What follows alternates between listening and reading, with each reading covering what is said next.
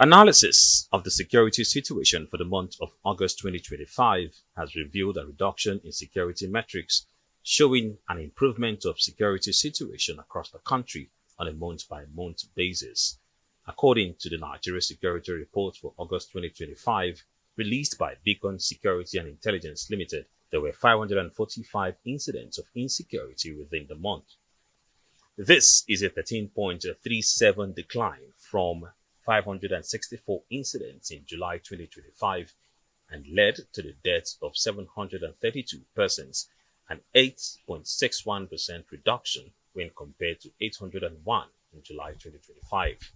Also observed is that 435 persons were abducted, a reduction of 9% when compared to 478 in July. Half of the total incidents were direct attacks by various armed groups, while security force operations accounted for 34%.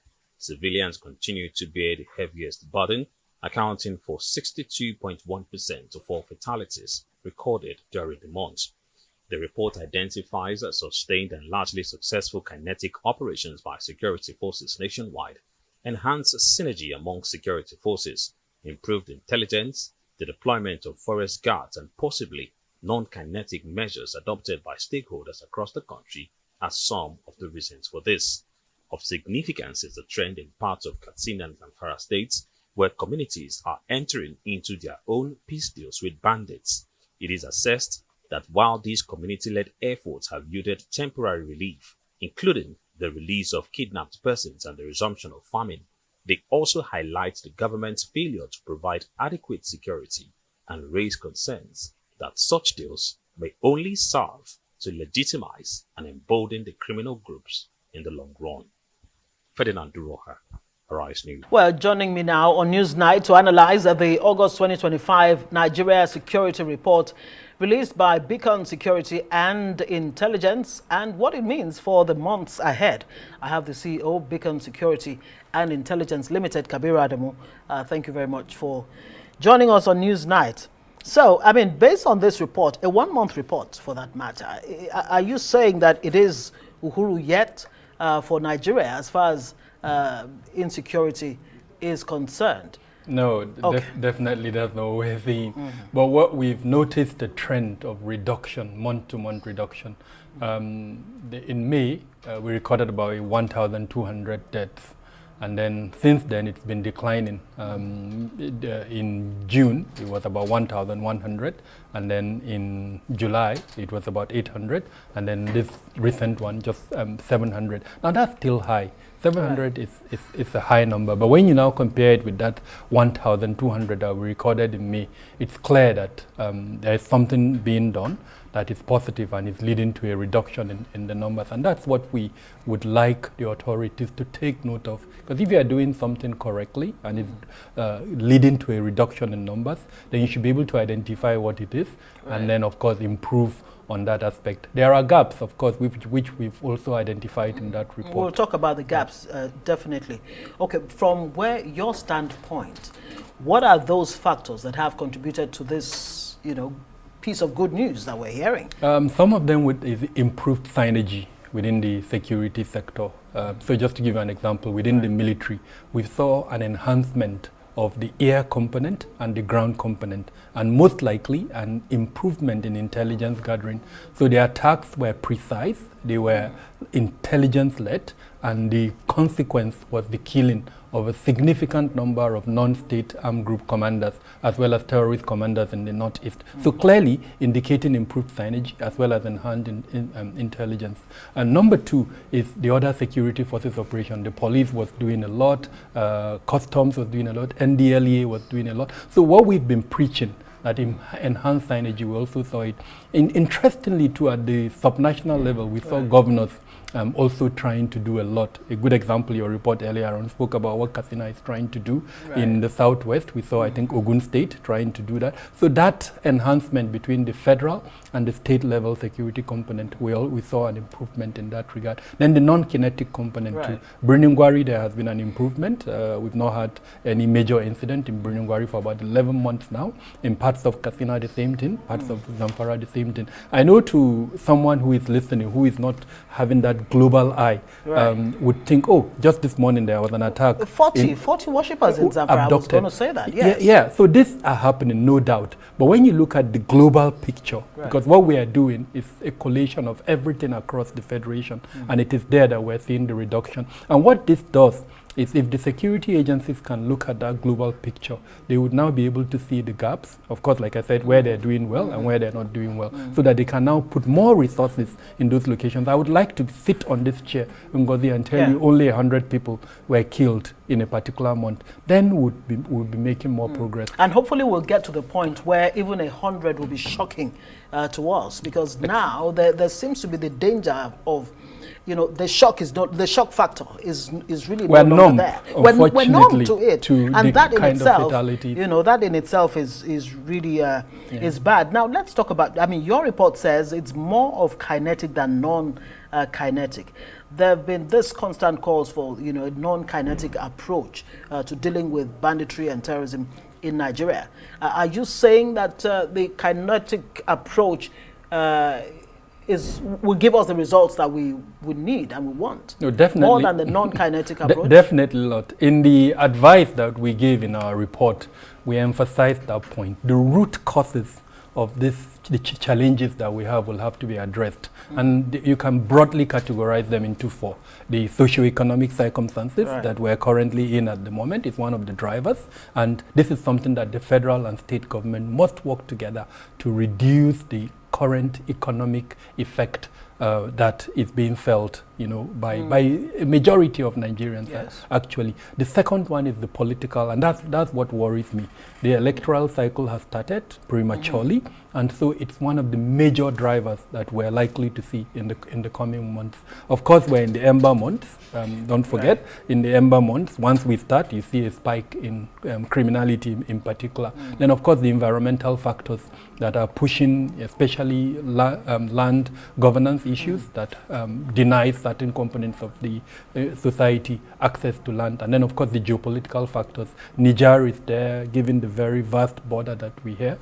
So all of those are factors that impact the root causes of this crisis that we hope to see closer effort between the federal and state government and addressing those root factors. I haven't spoken about the social element, especially family values and other values that have been eroded. Totally. And so those are elements that would need to be worked upon. But then in today's world, we've moved even from soft power, hard power, kinetic, non-kinetic to what is called smart power. So how do we combine these two to maximize the outcome? Some kind of hybrid between the two. Know when to use hard and know when to use soft. But when you just say, for instance, I mean, then it used to be 80% non-kinetic, 20%. But in today's world, it's really about being smart about it. There are certain areas where you need to use kinetic force, and then in some areas more the non-kinetic one. In looking at the report, some figures that you've come up with in terms of responsibility for attacks, 50%, that's 50.46% attacks by armed groups were carried out by armed groups, and 34% attacks were carried out by security force operations. What exactly does that mean? What does it tell us? So what picture is it painting here? So there are two groups, more or less. The non-state armed groups that are essentially illegal and that have found access to weapons. And that's what worries me. If the videos you showed earlier on in the peace deal in Katsina and Faskari local government, there was one particular bandit who had, I couldn't even count the number of magazines on his body. And each magazine, Ngozi, has 30 bullets in it. And he had 2 wrapped together. So that's 60, just one. And then he had, what I could see with my eye was around 12. And I think he had more than that because, it was a still picture. So I don't know if he had some on his side or on his back. So imagine multiplying that. Where does he get that? And that's why it's easy for them to shoot at sight. So that's one component, this non-state armed groups. And because there's an armed conflict ongoing, the government security forces are engaged in an armed conflict. And Ngozi, who is in the middle? You and I. The people. unfortunately. So that's why we categorize these two, because of the armed conflict, the state and then the non-state actors who are fighting. And in the middle of those two are the people. Unfortunately, civilians are affected. You applauded what Katsina, the model that Katsina State is coming up with. I mean, if I can go back to it, you know, the government actually said, look, we'll provide business support, you know, for repentant bandits. The same Katsina government has said over and over again, we do not negotiate with bandits. We're not going to have none of that. The trend in parts of Katsina, the same Katsina and Zamfara, where communities are entering into their own peace deals with bandits. I mean, should we be concerned about that? Is it an indication or an indictment on the government's, you know, failure to provide these communities? So the trend started with Birningwari. The Birningwari community on their own start with, you know, the bandits, as it were, and then agreed to a truce. And I think the state government and the federal government endorsed it. And now they are living more or less peacefully. But the challenge is this, Ngozi. We haven't recorded an incident in Birningwari in the past 11 months. Right. And that's commendable. But the challenge is this. That peace deal does not affect neighboring Niger State, as an example. It does not affect neighboring Katsina State. So the likelihood of those bandits leaving Birningwari and going to Niger or going to Katsina to carry out attacks. So what we call for in our report, there is a need for a framework by the federal government to guide how this is done. I believe, and I say this with all sense of responsibility, the state governments do not have the capacity for running such a deal. They would need some support from the federal government. So if we agree as a people that this is one part, I mean, it's embarrassing to me that we're where we are, but that's the reality of our circumstances.